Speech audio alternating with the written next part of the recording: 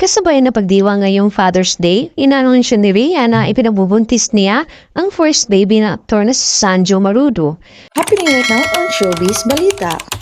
Sa wakas ay ikinumpirma na ni Rhea Tidy ang kanyang pagbubuntis sa kanyang Instagram account.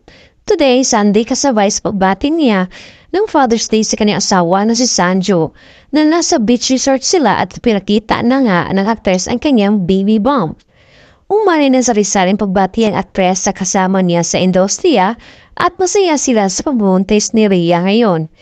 At sa interview dati sa ina ng aktres na si Sylvia Sanchez ay excited na at ready na nga na maging lola at magkaapo na itong si Sylvia. Ngunit ang tanong ng aktres ay kailan nga raw ito. Handa ko na maging lola. Sobra na akong handang-tanda na. Sobra.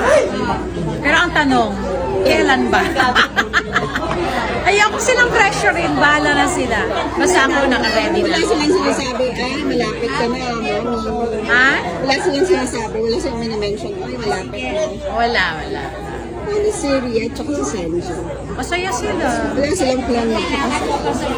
Wala pa silang plan magpakasal. Plano sila na magsalita. Kung may plano sila, wala. Pero wala pa rin sinasabi. Secret. Ay, parang malapit na. Hindi, basta